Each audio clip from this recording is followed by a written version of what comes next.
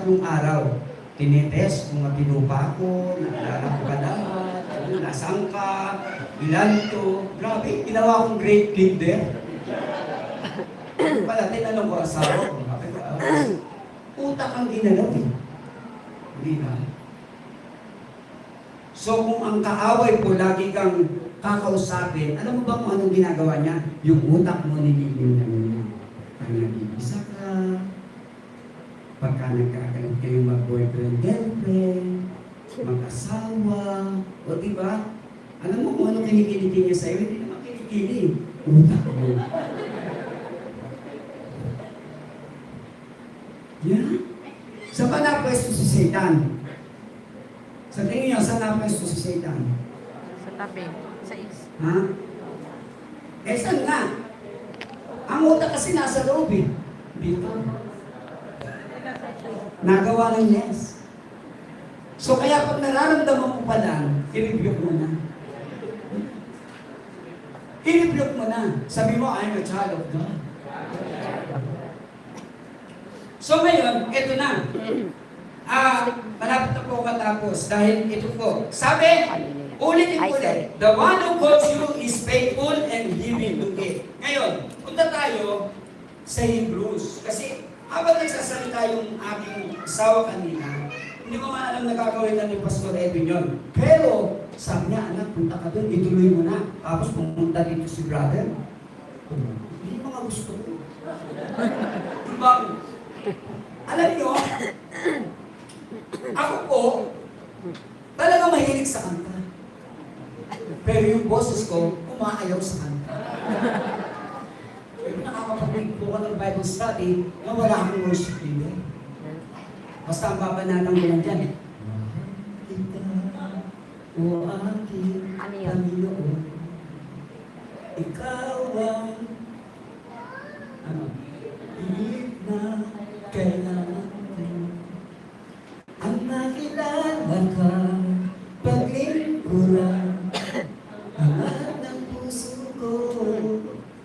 Salamat, O Diyos, ako'y inibig mo. Sabi niya ba, Pastor, nagsisinungaling ka rin pala, hindi naman pangit ang boses. Ako lang mong nagpili. Wala ako ang worship leader.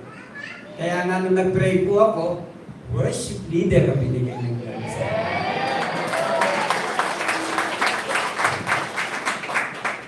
Alam niyo ba na habang tayo ay nandito sa bulwagan ito, sa sanctuary ito, may gagawa ng Diyos sa buhay ng bawat isa. Bakit po nasabi ko? Because in the book of Hebrews chapter 4, I'm going to conclude here. Hebrews 4:12.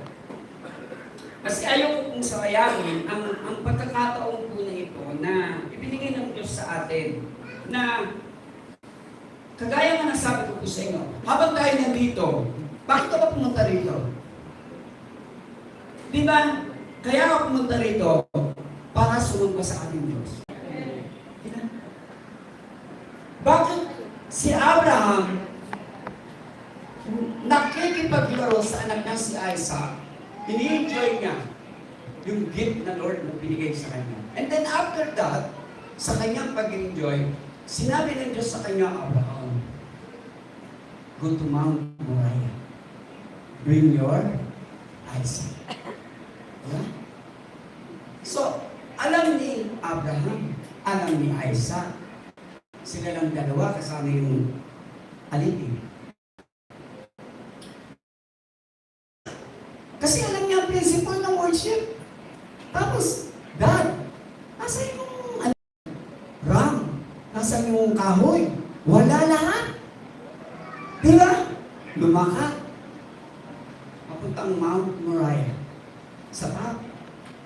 Alam niyo na istorya di ba? Alam niyo na istorya. So ngayon, umaakyat. Sabi ko nga sila, bakit kayo punta rito? Para sumamba sa Diyos. Mahal ng Diyos eh. Mahal natin ng Diyos eh, di ba? So habang pumupunta ka dito, si Abraham with Isaac, pagdating doon sa paanan ng bundok, pinaiwanan yung alipin, sila lang dalawa, papunta doon sa Kalbaryo. At sa kabilang banda ng bundok na yon, meron